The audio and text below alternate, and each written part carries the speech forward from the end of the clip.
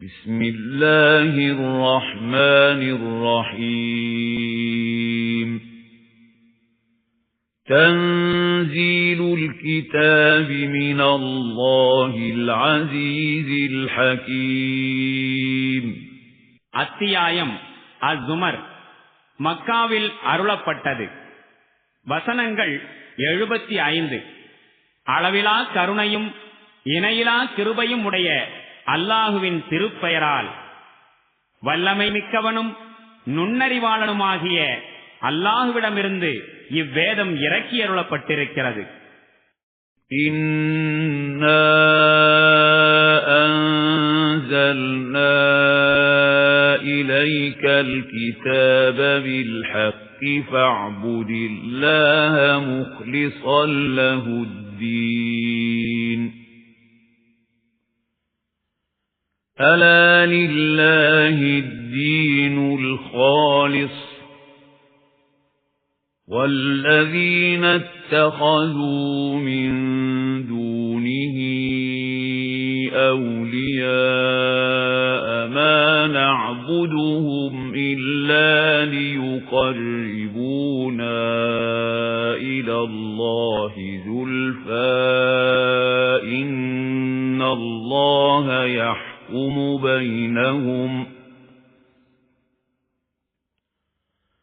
إن الله يحكم بينهم فيما هم فيه يختلفون إن الله لا يهدي من هو كاذب كفار.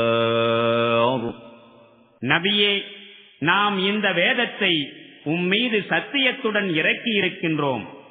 எனவே நீர் அல்லாஹுவையே வழிபடும். தீனை கீழ்ப்படிதலை அவனுக்கே உரித்தாக்கிய நிலையில் அறிந்து கொள்ளுங்கள், தூய்மையான கீழ்ப்படிதல் முற்றிலும் அல்லாஹுவுக்கே உரித்தானதாகும். எவர்கள் அவனை விட்டுவிட்டு வேறு பாதுகாவலர்களை ஏற்படுத்திக் கொண்டார்களோ அவர்கள் தம்முடைய இச்செயலுக்கு இப்படி காரணம் கூறுகிறார்கள். எங்களுக்கு அல்லாஹ்விடத்தில் அவர்கள் நெருக்கத்தை ஏற்படுத்தி தருவார்கள் என்பதற்காகத்தான் நாங்கள் அவர்களை வணங்குகின்றோம். எவற்றில் அவர்கள் கருத்து வேறுபாடு கொள்கின்றார்களோ அவை அனைத்திலும் சின்னமாக அல்லாஹ் அவர்களிடையே தீர்ப்பளிப்பான். பொய்யனாகவும் சத்தியத்தை நிராகரிப்பவனாகவும் இருக்கும் எவனுக்கும் அல்லாஹ் நேர்வழி காட்டுவதில்லை. لو أراد الله أن يتخذ ولدا لاصطفى مما يخلق ما يشاء سبحانه هو الله الواحد القهار.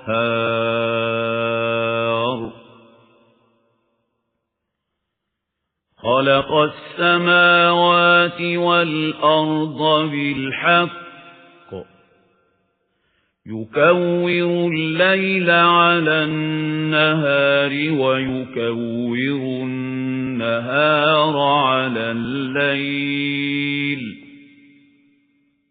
وسخر الشمس والقمر كل يجري لأجل مسمى ألا هو العزيز الغفار.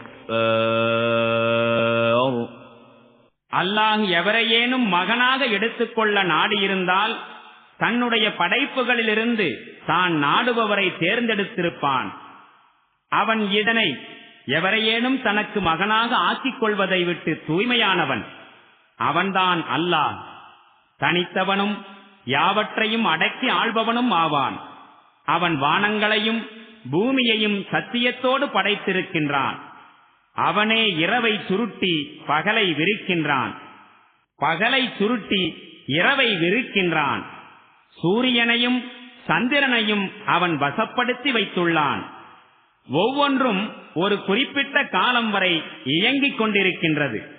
அறிந்து கொள்ளுங்கள், அவன் வலிமை மிக்கவனும் மன்னித்து அருள்பவனும் ஆவான்.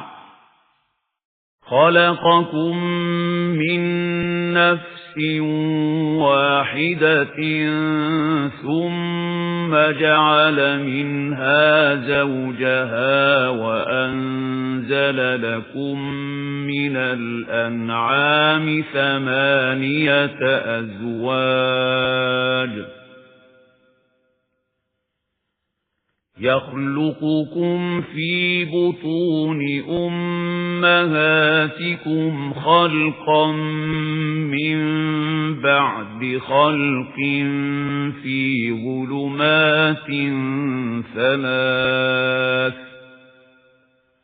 ذلكم الله ربكم له الملك لا إله إلا هو فأنى تصرفون அவனே உங்களை ஒரே உயிரிலிருந்து படைத்தான். பின்னர் அவனே அந்த உயிரிலிருந்து அதன் துணையை உண்டாக்கினான். அவனே உங்களுக்காக 8 கால்நடைகளை இணைகளாக படைத்தான். அவன் உங்கள் அன்னையரின் வயிற்றில் 3 இருட்டிரைகளில் ஒன்றன் பின் ஒன்றாக உங்களுக்கு வடிவம் கொடுத்துக் கொண்டிருக்கின்றான். இந்த காரியங்கள் செய்கின்ற அந்த அல்லாஹுதான் உங்கள் இறைவனாவான். ஆட்சி அதிகாரம் அவனுக்கே உரியது. வணக்கத்திற்குரிய இறைவன் அவனைத் தவிர வேறு யாரும் இல்லை. பிறகு நீங்கள் எங்கிருந்து திசை திருப்பப்பட்டுக் கொண்டிருக்கின்றீர்கள்?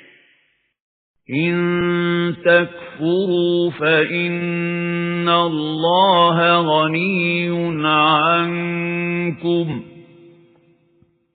ولا يرضى لعباده الكفر وإن تشكروا يرضه لكم ولا تزر وازرة وزر أخرى ثم إلى ربكم مرجعكم فينبئكم بما كنتم تعملون إنه عليم بذات الصدور. நீங்கள் நிராகரிப்பீர்களாயின் சின்னமாக அல்லாஹ் உங்களிடம் தேவையற்றவன். ஆனால் அவன் தன் அடியார்களிடம் நிராகரிப்பை விரும்புவதில்லை. மேலும் நீங்கள் நன்றி செலுத்துவீர்களாயின் அதனை அவன் உங்களுக்காக விரும்புகின்றான். சுமை சுமப்பவர் எவரும் பிறரின் சுமையை சுமக்க மாட்டார். இறுதியில் உங்கள் இறைவனின் பக்கமே நீங்கள் எல்லோரும் திரும்ப வேண்டியுள்ளது. அப்பொழுது நீங்கள் என்ன செய்து கொண்டிருந்தீர்கள் என்பதை அவன் உங்களுக்கு அறிவித்துக் கொடுப்பான். சின்னமாக அவன் உள்ளங்களின் நிலைமைகளையும் நன்கறிந்தவனாக இருக்கின்றான்.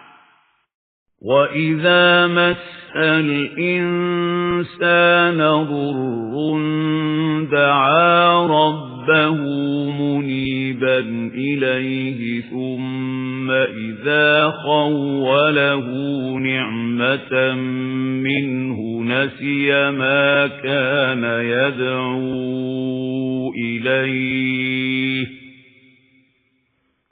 ثُمَّ إِذَا خَوَّلَهُ نِعْمَةً مِنْهُ نَسِيَ مَا كَانَ يَدْعُو إِلَيْهِ مِنْ قَبْلُ وَجَعَلَ لِلَّهِ أَنْدَادًا لِيُضِلَّ عَنْ سَبِيلِهِ قُلْ تَمَتَّعْ بِكُفْرِكَ قَلِيلًا إِنَّكَ مِنْ أَصْحَابِ النَّارِ أَمَّنْ هُوَ قَانِتٌ آنَاءَ اللَّيْلِ سَاجِدًا وَقَائِمًا يَحْذَرُ الْآخِرَةَ وَيَرْجُو رَحْمَةَ رَبِّهِ قُلْ هَلْ يَسْتَوِي الَّذِينَ يَعْلَمُونَ وَالَّذِينَ لَا يَعْلَمُونَ إنما يتذكر أولو الألباب. மனிதனுக்கு ஏதேனும் ஒரு தீங்கு வந்துவிட்டால் அவன் தன் இறைவனின் பக்கம் திரும்பி அவனை அழைக்கின்றான். பிறகு அவனுடைய இறைவன் அவன் மீது தன் அருட்கொடையை வழங்கினால் முன்பு எந்த துன்பத்தை நீக்கும்படி இறைஞ்சிக் கொண்டிருந்தானோ அந்த துன்பத்தை அவன் மறந்து விடுகின்றான். மேலும் அல்லாஹுவுடன் மற்றவர்களை இணையாக்குகின்றான் அவனுடைய வழியை விட்டு தவறச் செய்வதற்காக. நபியே, அந்த மனிதனிடம் கூறும், நீ உனது நிராகரிப்பின் மூலம் சிறிது நாட்கள் இன்பம் அனுபவித்துக் கொள், சின்னமாக நீ நரகத்திற்கு செல்பவனாவாய். இத்தகைய மனிதனின் நடத்தை சிறந்ததா அல்லது அந்த மனிதனின் நடத்தையா? அவனோ கீழ்ப்படிந்தவனாயிருக்கின்றான், இரவு நேரங்களில் நின்று வணங்குகின்றான், மேலும் சஜிதா செய்கின்றான், மறுமையையும் அஞ்சுகின்றான், மேலும் தன் இறைவனின் அருளுக்கு ஆசைப்படுகின்றான். இவர்களிடம் கேளும், அறிந்தோரும் அறியாதோரும் சமமாக முடியுமா? அறிவுடையவர்கள்தாம் நல்லுரைகளை ஏற்கின்றார்கள். قُلْ يَا عِبَادِي الَّذِينَ آمَنُوا اتَّقُوا رَبَّكُمْ لِلَّذِينَ أَحْسَنُوا فِي هَذِهِ الدُّنْيَا حَسَنَةٌ وَأَرْضُ اللَّهِ وَاسِعَةٌ إِنَّمَا يُوَفَّى الصَّابِرُونَ أَجْرَهُم بِغَيْرِ حِسَابٍ. நபியே, கூறுவீராக, நம்பிக்கை கொண்டிருக்கின்ற என் அடியார்களே, உங்களுடைய இறைவனுக்கு அஞ்சுங்கள். எவர்கள் இவ்வுலகில் நன்னடத்தையை கொண்டிருக்கின்றார்களோ அவர்களுக்கு நன்மை இருக்கிறது. மேலும் அல்லாஹுவின் பூமி விசாலமானது. பொறுமையாளர்களுக்கு அவர்களின் கூலி அளவின்றி வழங்கப்படும். قُلْ إِنِّي أُمِرْتُ أَنْ أَعْبُدَ اللَّهَ مُخْلِصًا لَهُ الدِّينَ وَأُمِرْتُ لِأَنْ أَكُونَ أَوَّلَ الْمُسْلِمِينَ. قُلْ إِنِّي أَخَافُ إِنْ عَصَيْتُ رَبِّي عَذَابَ يَوْمٍ عَظِيمٍ.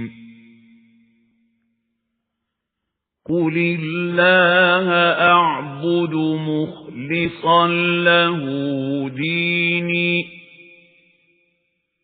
فَاعْبُدُوا مَا شِئْتُم مِّن دُونِهِ. قُلْ إِنَّ الْخَاسِرِينَ الَّذِينَ خَسِرُوا أَنفُسَهُمْ وَأَهْلِيهِمْ يَوْمَ الْقِيَامَةِ أَلَا ذَلِكَ هُوَ الْخُسْرَانُ الْمُبِينُ. لَهُم مِّن فَوْقِهِمْ ظُلَلٌ مِّنَ النَّارِ وَمِن تَحْتِهِمْ ظُلَلٌ ذَلِكَ يُخَوِّفُ اللَّهُ بِهِ عِبَادَهُ يَا عِبَادِ فَاتَّقُونِ. وَالَّذِينَ اجْتَنَبُوا الطَّاغُوتَ أَن يَعْبُدُوهَا وَأَنَابُوا إِلَى اللَّهِ لَهُمُ الْبُشْرَى. فَبَشِّرْ عِبَادِ الَّذِينَ يَسْتَمِعُونَ الْقَوْلَ فَيَتَّبِعُونَ أَحْسَنَهُ. أولئك الذين هداهم الله وأولئك هم أولو الألباب. நபியே, இவர்களிடம் கூறும், தீனை கீழ்ப்படிதலை அல்லாஹுக்கே உரித்தாக்கி அவனை வணங்கும்படி சின்னமாக எனக்கு கட்டளையிடப்பட்டுள்ளது. மேலும் நானே எல்லோருக்கும் முதலில் முஸ்லிமாக இறைவனுக்கு அடிபணிந்தவனாக இருக்க வேண்டும் என எனக்கு பணிக்கப்பட்டுள்ளது. கூறுவீராக, நான் என் இறைவனுக்கு மாறு செய்தால் ஒரு மகத்தான நாளின் வேதனைக்கு நான் அஞ்சுகின்றேன்.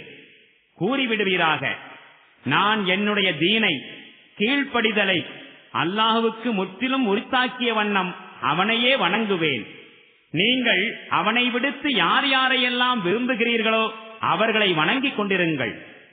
கூறுவீராக, மறுமை நாளில் யார் தங்களையும் தங்கள் குடும்பத்தாரையும் இழப்பிற்குள்ளாக்கினார்களோ அவர்கள்தாம் உண்மையில் திவாலானவர்கள்.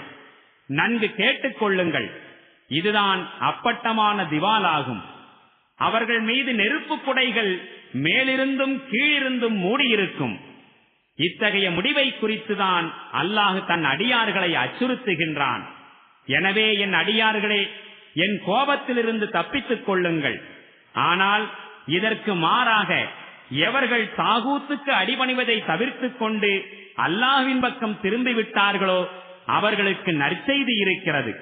எனவே நபியே, சொல்வதை ஆழ்ந்து கவனமாக கேட்டு அவற்றின் சிறந்த அம்சத்தை பின்பற்றுகின்ற என் அடியார்களுக்கு நீர் நற்செய்தி அறிவித்து விடுவீராக. இத்தகையவர்களுக்குத்தான் அல்லாஹ் நேர்வழி காட்டியிருக்கிறான். அவர்களே விவேகம் உடையவர்களாவர்.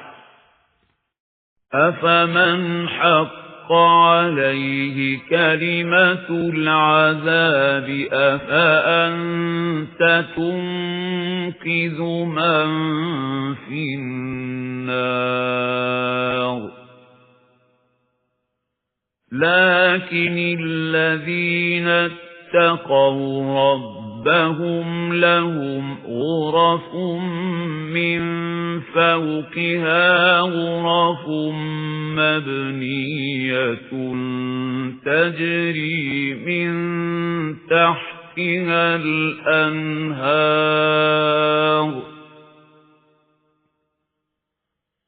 وَعْدَ اللَّهِ لَا يُخْلِفُ اللَّهُ الْمِيعَادَ. நபியே, எவன் மீது தண்டனைக்கான தீர்ப்பு உறுதியாகிவிட்டதோ அவனை யாரால் காப்பாற்ற முடியும்? நெருப்பில் வீழ்ந்து விட்டிருப்பவனை உம்மால் காப்பாற்ற முடியுமா என்ன?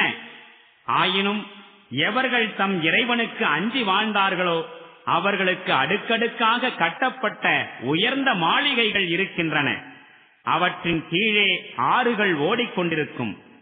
இது அல்லாஹுவின் வாக்குறுதியாகும். அல்லாஹு ஒருபோதும் தன் வாக்குறுதிக்கு மாறு செய்வதில்லை. أَلَمْ تَرَ أَنَّ اللَّهَ أَنزَلَ مِنَ السَّمَاءِ مَاءً فَسَلَكَهُ يَنَابِيعَ فِي الْأَرْضِ ثُمَّ يُخْرِجُ به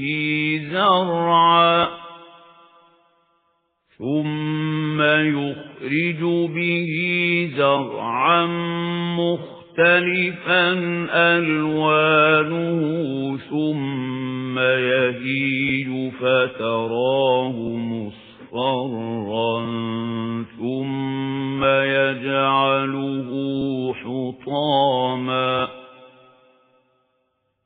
إن في ذلك لذكرى لأولي الألباب. أفمن شرح الله صدره للإسلام فهو على نور من ربه فَوَيْلٌ لِّلْقَاسِيَةِ قُلُوبُهُم مِّن ذِكْرِ اللَّهِ أُولَئِكَ فِي ضَلَالٍ مُبِينٍ. நீங்கள் காணவில்லையா என்ன? அல்லாஹ் வானத்திலிருந்து நீரை பொழிந்து அதனை அருவிகளாகவும் ஊற்றுக்களாகவும் நதிகளாகவும் பூமியில் ஓடச் செய்தான். பின்னர் அந்த நீரின் வாயிலாக பல்வேறுபட்ட பயிர் வகைகளை விதவிதமான நிறங்களில் அவன் வெளிப்படுத்துகின்றான். பிறகு அந்த பயிர்கள் முதிர்ந்து காய்ந்து விடுகின்றன. அப்போது அவை மஞ்சளித்து போவதை நீர் காண்கிறீர். இறுதியில் அல்லாஹ் அவற்றை பதறாக்கி விடுகின்றான். உண்மையில் விவேகம் உடையவருக்கு இதில் ஒரு படிப்பினை இருக்கிறது. எவருடைய நெஞ்சத்தை அல்லாஹ் இஸ்லாத்திற்காக திறந்து விட்டிருக்கின்றானோ, மேலும் எவர் தன்னுடைய இறைவனிடமிருந்து வந்துள்ள ஒளியில் நடந்து கொண்டிருக்கின்றாரோ, அவர் இவற்றிலிருந்து எந்த படிப்பினையும் பெறாத மனிதனைப் போன்று ஆக முடியுமா? அல்லாஹுவின் நல்லுரைகளுக்கு எதிராக எவர்களுடைய உள்ளம் இன்னும் அதிகமாக இறுகிவிட்டதோ அவர்களுக்கு கேடுதான். அத்தகையவர்கள் பகிரங்கமான வழிகேட்டில் வீழ்ந்து கிடக்கின்றார்கள். அல்லாஹு நஸ்ஸல அஹ்ஸனல் ஹதீஸ கிதாபம் முத்தஷாபிஹம் مثانية تقشعر منه جلود الذين يخشون ربهم ثم تلين جلودهم وقلوبهم إلى ذكر الله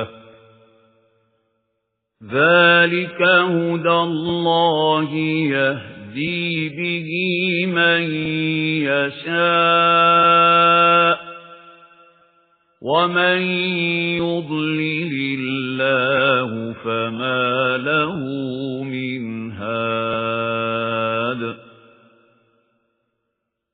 أفمن يتقي بوجهه سوء العذاب يوم القيامة وقيل للظالمين ذوقوا ما كنتم تكسبون كذب الذين من قبلهم فأتاهم العذاب من حيث لا يشعرون فأذاقهم الله الخزي في الحياة الدنيا وَلَعَذَابُ الْآخِرَةِ أَكْبَرُ لَوْ كَانُوا يَعْلَمُونَ. அல்லாஹ் மிக அழகிய உரைகளை இறக்கி இருக்கின்றான். ஒரு வேதத்தை அதன் எல்லா பகுதிகளும் ஒரே சீராக உள்ளன. மேலும் அதில் கருத்துக்கள் திரும்ப திரும்ப கூறப்பட்டுள்ளன. அதனை செவியுற்றவுடன் தம் இறைவனை அஞ்சுபவர்களின் மேனி சிலிர்க்கிறது. பின்னர் அவர்களின் உடலும் உள்ளமும் மிருதுவாகி அல்லாஹுவை நினைவு கூர்வதற்கு ஆர்வம் கொள்கின்றன. இது அல்லாஹுவின் வழிகாட்டுதலாகும். அவன் தான் நாடுவோரை இதனை கொண்டு நேரிய வழியில் செலுத்துகின்றான். இனி எவருக்கு அல்லாஹுவே நேர்வழி காட்டவில்லையோ அவருக்கு நேர்வழி காட்டுவோர் வேறு எவரும் இலர். இனி மறுமை நாளில் வேதனையின் கடும் தாக்குதலை தன் முகத்தில் தாங்கிக் கொள்ள வேண்டிய மனிதனுடைய மோசமான நிலையை குறித்து நீங்கள் என்ன கணிக்கிறீர்கள்? அப்படிப்பட்ட கொடுமைக்காரர்களிடம் அப்பொழுது கூறப்படும், இப்போது சுவையுங்கள் நீங்கள் சம்பாதித்துக் கொண்டிருந்தவற்றை. இவர்களுக்கு முன்பும் பலர் இதே போன்று பொய்யென வாதிட்டிருக்கிறார்கள். இறுதியில் அவர்கள் நினைத்தும் பார்த்திராத திசையிலிருந்து அவர்கள் மீது வேதனை வந்தது. பின்னர் அல்லாஹு உலக வாழ்விலேயே இழிவினை அவர்கள் சுவைக்கச் செய்தான். மறுமையின் வேதனையோ இதனைவிட கடுமையானதாகும். அந்தோ இந்த மக்கள் அறிந்திருந்தால். وَلَقَدْ ضَرَبْنَا لِلنَّاسِ فِي هَذَا الْقُرْآنِ مِنْ كُلِّ مَثَلٍ لَعَلَّهُمْ يَتَذَكَّرُونَ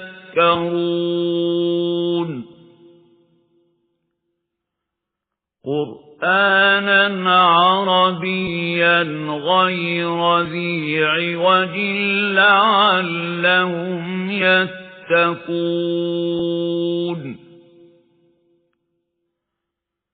ضرب الله مثلا رجلا فيه شركاء متشاكسون ورجلا سلما لرجل هل يستويان مثلا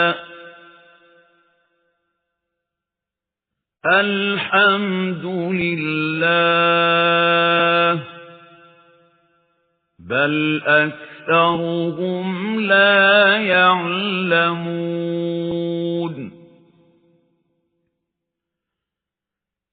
إنك ميت وإنهم ميتون ثم إنكم يوم القيامة عند ربكم تختصمون.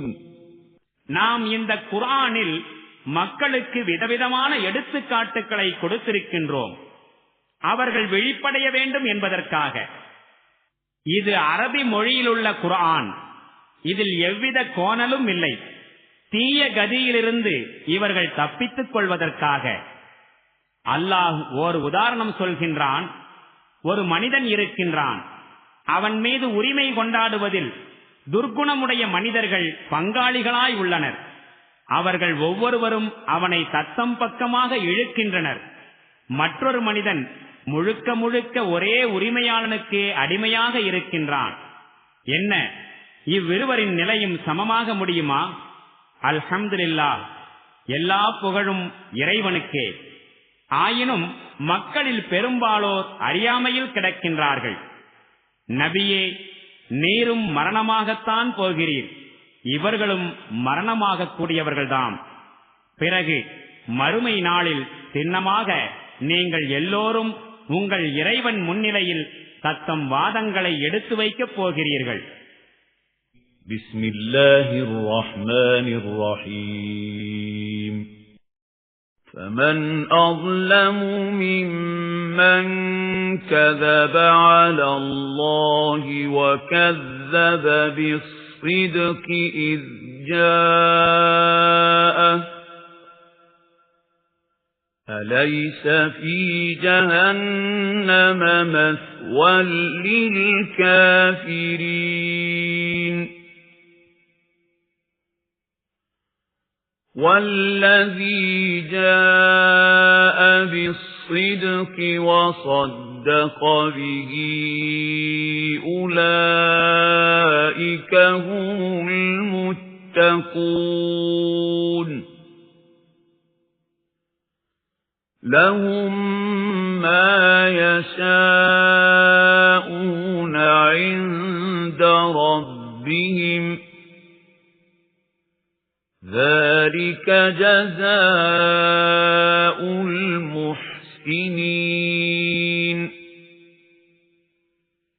ليكفر الله عنهم أسوأ الذي عملوا ويجزيهم أجرهم بأحسن الذي كانوا يعملون. எவன் அல்லாஹுவின் மீது பொய்யுரைத்தானோ, மேலும் உண்மை தன் எதிரில் வந்தபோது அதனையும் பொய்ப்படுத்தினானோ, அவனை விட பெரிய கொடுமைக்காரன் யார்? என்ன, இத்தகைய நன்றி கொன்றவர்களுக்கு நரகில் தங்குமிடம் எதுவும் இல்லையா? ஆனால் எந்த மனிதர் உண்மையை கொண்டு வந்தாரோ, மேலும் எவர்கள் அவரை உண்மையாளர் என்று ஏற்றுக்கொண்டார்களோ, அப்படிப்பட்டவர்கள்தாம் வேதனையிலிருந்து தப்பிக்க கூடியவர்கள். அவர்களுக்கு அவர்கள் விரும்புகின்றவை அனைத்தும் அவர்களின் இறைவனிடம் கிடைக்கும். நன்மை செய்வோரின் கூலி இதுதான். அவர்கள் செய்து கொண்டிருந்த மிக தீமையான செயல்களை அல்லாஹ் அவர்களின் கணக்கிலிருந்து நீக்கிவிட வேண்டும். மேலும் அவர்கள் ஆற்றி வந்த மிகச்சிறந்த செயல்களை கவனித்து அவர்களுக்கு கூலி வழங்க வேண்டும் என்பதற்காக. أَلَيْسَ اللَّهُ بِكَافٍ عَبْدَهُ وَيُخَوِّفُونَكَ بِالَّذِينَ مِن دُونِهِ وَمَن يُضْلِلِ اللَّهُ فَمَا لَهُ مِنْ هَادٍ وَمَن يَهْدِ اللَّهُ فَمَا لَهُ مِن مُّضِلٍّ أَلَيْسَ اللَّهُ بِعَزِيزٍ ذِي انتِقَامٍ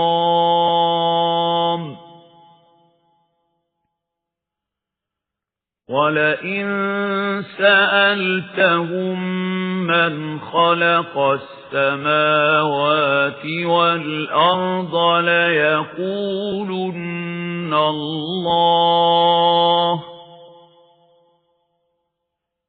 قُلْ أَفَرَأَيْتُم مَّا تَدْعُونَ مِن دُونِ اللَّهِ إِنْ أَرَادَنِيَ اللَّهُ بِضُرٍّ هَلْ هُنَّ كَاشِفَاتُ ضُرِّهِ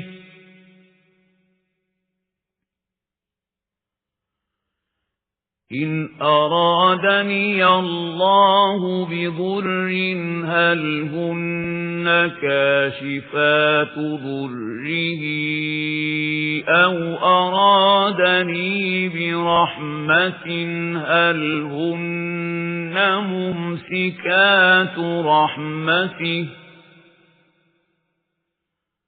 قُلْ حَسْبِيَ اللَّهُ عَلَيْهِ يَتَوَكَّلُ الْمُتَوَكِّلُونَ. நபியே, அல்லாஹ் தன் அடியானுக்கு போதுமானவன் இல்லையா என்ன? இவர்கள் அவன் அல்லாதவர்களைக் கொண்டு உங்களை அச்சுறுத்துகிறார்கள். உண்மை யாதெனில், அல்லாஹ் எவனை வழிகேட்டில் தள்ளிவிடுகின்றானோ அவனுக்கு வழிகாட்டக்கூடியவர் எவரும் இலர். மேலும் எவருக்கு அவன் நேர்வழி காட்டுகின்றானோ அவரை வழிகெடுப்பவனும் எவரும் இல்லை. அல்லாஹு வல்லமை மிக்கவனாகவும் பழிவாங்குபவனாகவும் இல்லையா என்ன? வானங்களையும் பூமியையும் படைத்தது யார் என்று இவர்களிடம் நீர் கேட்டால் அல்லாஹ் என்று இவர்கள் பதிலுரைப்பார்கள். இவர்களிடம் கேளும், உண்மை இதுவாயின் அல்லாஹுவை அன்றி நீங்கள் அழைக்கும் தெய்வங்களைப் பற்றி நீங்கள் என்ன கருதுகின்றீர்கள்? அல்லாஹ் எனக்கு ஏதேனும் தீங்கிழைக்க நாடினால் அந்த தீங்கிலிருந்து என்னை அவை காப்பாற்றி விடுமா? அல்லது அல்லாஹ் என் மீது கருணை பொழிய நாடினால் அந்த தெய்வங்களால் அவனுடைய கருணையை தடுத்து நிறுத்த முடியுமா? சரி, இவர்களிடம் கூறிவிடும், எனக்கு அல்லாஹுவே போதுமானவன். சார்ந்திருப்பவர்கள் அனைவரும் அவனையே முழுமையாக சார்ந்திருக்கின்றார்கள். قُلْ يَا قَوْمِ اعْمَلُوا عَلَى مَكَانَتِكُمْ إِنِّي عَامِلٌ فَسَوْفَ تَعْلَمُونَ مَن يَأْتِيهِ عَذَابٌ يُخْزِيهِ وَيَحِلُّ عَلَيْهِ عَذَابٌ مُقِيمٌ إِنَّا أَنزَلْنَا عَلَيْكَ الْكِتَابَ لِلنَّاسِ بِالْحَقِّ فَمَنِ اهْتَدَى فَلِنَفْسِهِ وَمَن ضَلَّ فَإِنَّمَا يَضِلُّ عَلَيْهَا وَمَا أَنْتَ عَلَيْهِمْ بِوَكِيلٍ. இவர்களிடம் தெளிவாக கூறும், என் சமூகத்தாரே, நீங்கள் உங்கள் போக்கில் செயல்பட்டுக் கொண்டிருங்கள், நான் என்னுடைய பணியை செய்து கொண்டிருப்பேன். இழிவு தரும் வேதனை யாருக்கு வரும், நீங்காத தண்டனை யார் மீது இறங்கும் என்பது உங்களுக்கு விரைவில் தெரிந்துவிடும். நபியே, நாம் மனிதர்கள் அனைவருக்காகவும் சத்தியத்துடனான இந்த வேதத்தை உம்மீது இறக்கி இருக்கின்றோம். இனி யாரேனும் நேரிய வழியில் நடந்தால் அது அவருக்கே நன்மை தரும். யாரேனும் வழி தவறினால் வழி தவறியதன் தீய விளைவு அவரையே சாரும். நீர் அவர்களுக்கு பொறுப்பாளர் அல்லர். அல்லாஹு யதவஃபல் அன்ஃபுஸ ஹீன மௌதிஹா வல்லதீ லம் தமுத் ஃபீ மனாமிஹா فَيُمْسِكُ الَّتِي قَضَى عَلَيْهَا الْمَوْتَ وَيُرْسِلُ الْأُخْرَى إِلَى أَجَلٍ مُّسَمًّى إِنَّ فِي ذَلِكَ لَآيَاتٍ لِقَوْمٍ يَتَفَكَّرُونَ.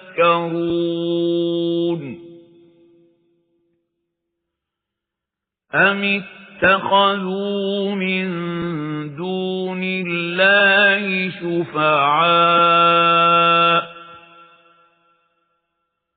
قُلْ أَوَلَوْ كَانُوا لَا يَمْلِكُونَ شَيْئًا وَلَا يَعْقِلُونَ قُلْ لِلَّهِ الشَّفَاعَةُ جَمِيعًا لَهُ مُلْكُ السَّمَاوَاتِ وَالْأَرْضِ ثُمَّ إِلَيْهِ تُرْجَعُونَ. அல்லாஹ்தான் மரணத்தின் போது உயிர்களை கைப்பற்றுகின்றான். அவ்வாறே இதுவரை மரணிக்காதவர்களின் உயிர்களை தூக்கத்தின் போது கைப்பற்றுகின்றான். பிறகு எவர்கள் மீது மரணத்தை விதிக்கின்றானோ அவர்களின் உயிரை தடுத்து வைத்துக் கொள்கின்றான். மற்றவர்களின் உயிர்களை ஒரு குறிப்பிட்ட தவணை வரை திருப்பி அனுப்புகின்றான். சிந்திக்கக்கூடிய மக்களுக்கு இதில் மாபெரும் சான்றுகள் உள்ளன. என்ன, இவர்கள் இத்தகைய இறைவனை விட்டுவிட்டு மற்றவர்களை பரிந்துரையாளர்களாக எடுத்துக்கொண்டார்களா? அவர்களிடம் கேளும். அவர்களிடம் எந்த அதிகாரமும் இல்லை என்றாலும் அவர்கள் எதையும் புரியாமல் இருந்தாலுமா பரிந்துரை செய்ய போகிறார்கள்? கூறுவீராக, ஷஃபாஅத் பரிந்துரை முற்றிலும் அல்லாஹ்வின் அதிகாரத்தில் இருக்கிறது. வானங்கள் மற்றும் பூமியின் ஆட்சிக்கு அவனே உரிமையாளன். பிறகு நீங்கள் அவனிடமே திரும்ப கொண்டு செல்லப்படுவீர்கள். وَإِذَا ذُكِرَ اللَّهُ وَحْدَهُ اشْمَأَزَّتْ قُلُوبُ الَّذِينَ لَا يُؤْمِنُونَ بِالْآخِرَةِ وَإِذَا ذُكِرَ الَّذِينَ مِن دُونِهِ إِذَا هُمْ يَسْتَبْشِرُونَ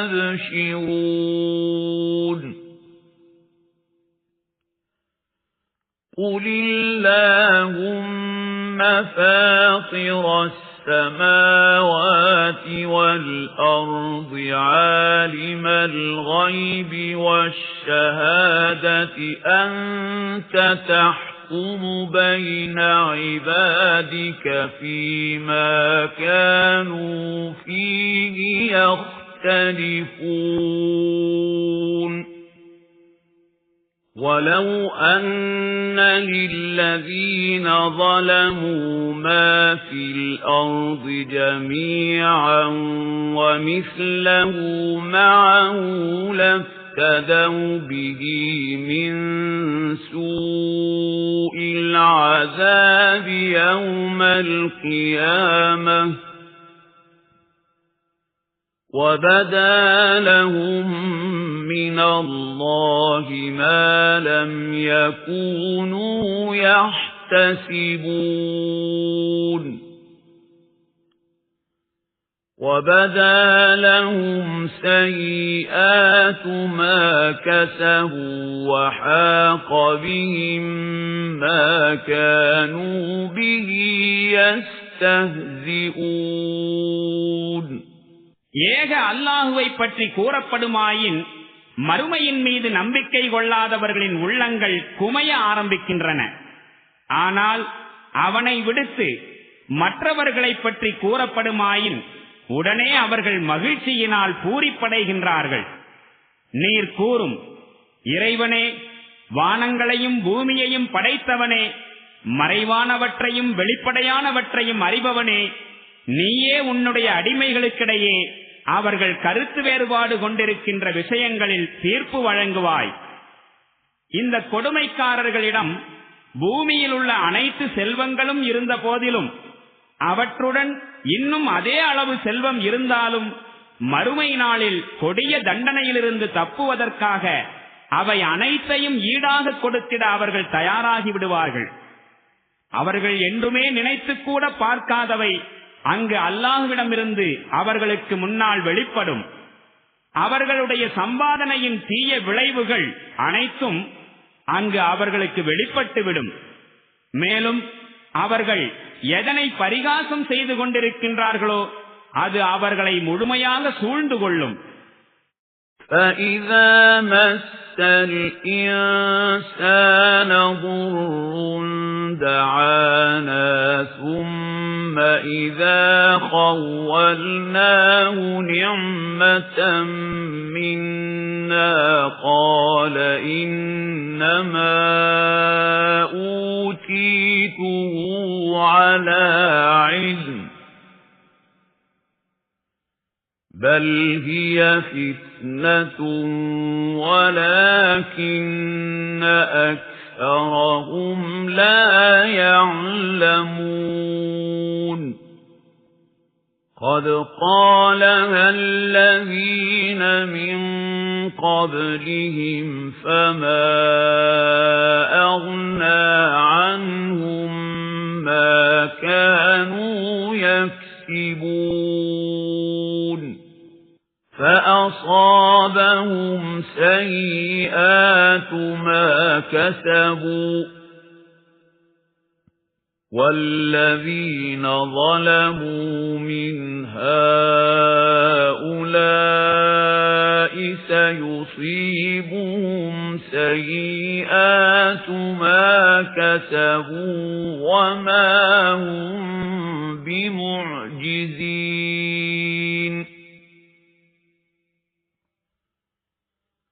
أَوَلَمْ يَعْلَمُوا أَنَّ اللَّهَ يَبْسُطُ الرِّزْقَ لِمَن يَشَاءُ وَيَقْدِرُ إِنَّ فِي ذَلِكَ لَآيَاتٍ لِقَوْمٍ يُؤْمِنُونَ இதே மனிதனை கொஞ்சம் துன்பம் தொட்டுவிட்டால் அவன் நம்மை அழைக்கின்றான். பிறகு நாம் அவனுக்கு நம் சார்பிலிருந்து அருட்கொடையை அளித்து மகிழ்விக்கும் போது இது எனக்கு என்னுடைய அறிவின் அடிப்படையில் வழங்கப்பட்டுள்ளது என்று கூறுகின்றான். உண்மையில் இது ஒரு சோதனையாகும். ஆனால் இவர்களில் பெரும்பாலோர் அறிவதில்லை. இவர்களுக்கு முன்பு வாழ்ந்து சென்றவர்களும் இதையே கூறினார்கள். ஆயினும் அவர்கள் சம்பாதித்துக் கொண்டிருந்தவை அவர்களுக்கு எவ்வித பலனையும் அளிக்கவில்லை. பின்னர் தங்களுடைய சம்பாத்தியத்தின் தீய விளைவுகள் அவர்களை பீடித்துக் கொள்ளும். மேலும் அவர்களில் யார் கொடுமை புரிந்தார்களோ அவர்களையும் அவர்களுடைய சம்பாத்தியத்தின் தீய விளைவுகள் பிடித்துக் கொள்ளும். அவர்கள் நம்மை தோல்வியுறச் செய்யக்கூடியவர்கள் அல்லர். அல்லாஹ் தான் நாடுகின்றவர்களுக்கு தாராளமாக வாழ்வாதாரம் வழங்குகின்றான். மேலும் தான் நாடுகின்றவர்க்கு குறைவாக கொடுக்கின்றான் என்பதை இவர்கள் அறியவில்லையா?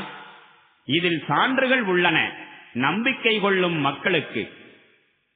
قُلْ يَا عِبَادِيَ الَّذِينَ أَسْرَفُوا عَلَى أَنفُسِهِمْ لَا تَقْنَطُوا مِنْ رَحْمَةِ اللَّهِ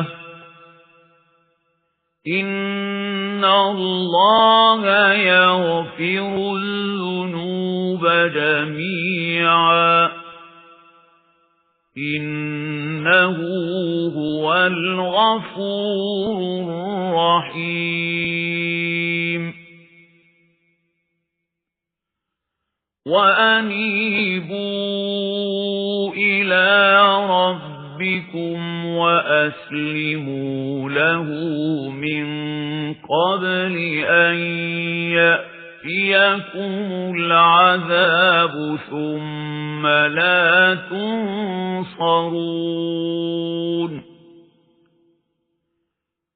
وَاتَّبِعُوا أَحْسَنَ مَا أُنْزِلَ إِلَيْكُمْ مِنْ رَبِّكُمْ مِنْ قَبْلِ أَنْ يَأْتِيَكُمُ الْعَذَابُ بَغْتَةً وَأَنْتُمْ لَا تَشْعُرُونَ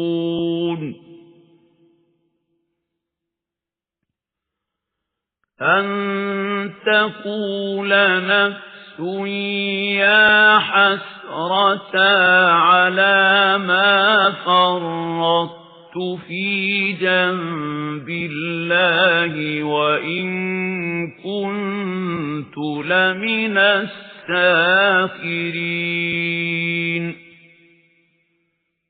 أَوْ تَقُولَ لَوْ أَنَّ اللَّهَ هَدَانِي لَكُنتُ مِنَ الْمُتَّقِينَ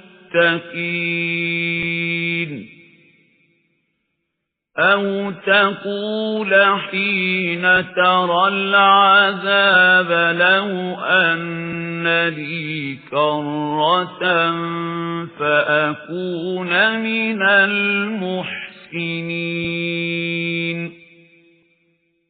بَلَى قَدْ جَاءَتْكَ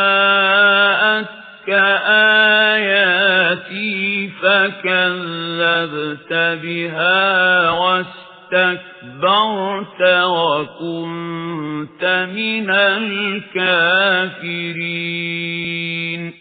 நபியே கூறுவீராக, தங்கள் ஆன்மாக்களுக்கு கொடுமை இழைத்துக் கொண்ட என் அடிமைகளே, அல்லாஹுவின் கருணை பற்றி நம்பிக்கை இழந்து விடாதீர்கள். சின்னமாக அல்லாஹு எல்லா பாவங்களையும் மன்னித்து விடுகின்றான். அவன் பெரிதும் மன்னிப்பவனும் கருணையாளனும் ஆவான். திரும்பி விடுங்கள் உங்கள் இறைவனின் பக்கம், மேலும் அடிபணிந்து விடுங்கள் அவனுக்கு, உங்கள் மீது வேதனை வருவதற்கு முன்பாகவே. பிறகு எங்கிருந்தும் உங்களுக்கு உதவி கிடைக்காது. உங்கள் இறைவனிடமிருந்து உங்களுக்கு அனுப்பப்பட்ட வேதத்தின் சிறந்த அம்சத்தை பின்பற்றுங்கள். நீங்கள் உணராதிருக்கும் நிலையில் திடீரென உங்களுக்கு வேதனை வருவதற்கு முன்னதாக. இனி ஐயகோ, அல்லாஹுவின் விஷயத்தில் நான் குறைபாடு செய்துவிட்டேனே, அது மட்டுமின்றி நான் பரிகாசம் செய்தவர்களுடன் சேர்ந்து விட்டேனே என்று புலம்பக்கூடிய, அல்லது அல்லாஹ் எனக்கு நேர்வழி காட்டியிருந்தால் நானும் இரையச்சம் உள்ளவர்களில் ஒருவனாக இருந்திருப்பேனே என்று புலம்பக்கூடிய, அல்லது வேதனையை பார்க்கும் நேரத்தில் அந்தோ மற்றொரு சந்தர்ப்பம் எனக்கு கிடைத்தால் நானும் நற்செயல் புரிவோர்களில் ஒருவனாய் ஆகிவிடுவேனே என்று புலம்பக்கூடிய நிலை எந்த ஒரு மனிதனுக்கும் ஏற்பட்டுவிடக் கூடாது. அப்பொழுது அவனுக்கு இந்த பதில் கிடைக்கும், அவ்வாறல்ல, என்னுடைய வசனங்கள் உன்னிடம் வந்திருந்தன அல்லவா, அவற்றை நீ பொய் என்று கூறினாய், மேலும் தற்பெருமை கொண்டாய். நிராகரிப்பவர்களில் ஒருவனாகவும் இருந்தாய். وَيَوْمَ الْقِيَامَةِ تَرَى الَّذِينَ كَذَبُوا عَلَى اللَّهِ وُجُوهُهُم مُّسْوَدَّةٌ أَلَيْسَ فِي جَهَنَّمَ مَثْوًى لِّلْمُتَكَبِّرِينَ وَيُنَجِّي اللَّهُ الَّذِينَ اتَّقَوْا بِمَفَازَتِهِمْ لَا يَمَسُّهُمُ السُّوءُ وَلَا هُمْ يَحْزَنُونَ. இன்று எவர்கள் இறைவன் மீது பொய் புனைந்துரைக்கின்றார்களோ அவர்களின் முகங்கள் மறுமை நாளில் கருத்து போயிருப்பதை நீர் காண்பீர். பெருமையடித்தவர்களுக்கு நரகம் போதிய தங்குமிடமாக இல்லையா என்ன? இதற்கு மாறாக எவர்கள் இங்கு இறையச்சம் கொண்டு வாழ்கின்றார்களோ அதன் விளைவாய் அவர்களுக்கு கிடைத்த வெற்றி வாய்ப்புகள் நிமித்தம் அவர்களுக்கு அல்லாஹ் ஈடேற்றம் அளிப்பான். அவர்களை எந்த தீங்கும் அணுகாது, அவர்கள் துயரப்படவும் மாட்டார்கள். அல்லாஹு காலிகு குல்லி ஷைஇ வஹுவ அலா குல்லி ஷைஇன் வகீல். லஹு மகாலீதுஸ் السماوات والأرض والذين كفروا بآيات الله أولئك هم الخاسرون. قُلْ أَفَغَيْرَ اللَّهِ تَأْمُرُونِّي أَعْبُدُ أَيُّهَا الْجَاهِلُونَ. وَلَقَدْ أُوحِيَ إِلَيْكَ وَإِلَى الَّذِينَ مِن قَبْلِكَ لَئِنْ أَشْرَكْتَ لَيَحْبَطَنَّ عَمَلُكَ وَلَتَكُونَنَّ مِنَ الْخَاسِرِينَ. بَلِ اللَّهَ فَاعْبُدْ وَكُن مِّنَ الشَّاكِرِينَ. அல்லாஹ் அனைத்து பொருள்களையும் படைத்தவனாவான். அவனே ஒவ்வொரு பொருளுக்கும் பொறுப்பாளனாக இருக்கின்றான். வானங்கள் மற்றும் பூமியின் கருவூலங்களுடைய திறவுகோள்கள் அவனிடமே இருக்கின்றன. எவர்கள் அல்லாஹுவின் வசனங்களை நிராகரிக்கின்றார்களோ அவர்கள்தாம் இழப்புக்குரியவர்கள். நபியே, இவர்களிடம் கூறுவீராக, அறிவிலிகளே, அல்லாஹுவை விட்டுவிட்டு மற்றவர்களை நான் வணங்க வேண்டுமென்று என்னிடம் நீங்கள் கூறுகின்றீர்களா? நீர் இவ்விஷயத்தை இவர்களுக்கு தெளிவுபட கூறிவிட வேண்டும். உமக்கும் உமக்கு முன் வாழ்ந்து சென்ற அனைத்து நபிமார்களுக்கும் இவ்வாறு வஹி அனுப்பப்பட்டுள்ளது. நீர் இறைவனுக்கு இணை வைத்தால் உம்முடைய செயல் வீணாகி போய்விடும். நீர் நிச்சயமாக நஷ்டமடைந்தவராகி விடுவீர். எனவே நபியே, நீர் அல்லாஹுவுக்கு மட்டும் அடிபணிவீராக. மேலும் நன்றி செலுத்தும் அடியார்களுடன் ஆகிவிடுவீராக. وَمَا قَدَرُوا اللَّهَ حَقَّ قَدْرِهِ وَالْأَرْضُ جَمِيعًا قَبْضَتُهُ يَوْمَ الْقِيَامَةِ وَالسَّمَاوَاتُ مَطْوِيَّاتٌ بِيَمِينِهِ سُبْحَانَهُ وَتَعَالَى عَمَّا يُشْرِكُونَ. وَنُفِخَ فِي الصُّورِ فَصَعِقَ مَن فِي السَّمَاوَاتِ وَمَن فِي الْأَرْضِ إِلَّا مَن شَاءَ اللَّهُ ثُمَّ نُفِخَ فِيهِ أُخْرَى فَإِذَا هُمْ قِيَامٌ يَنظُرُونَ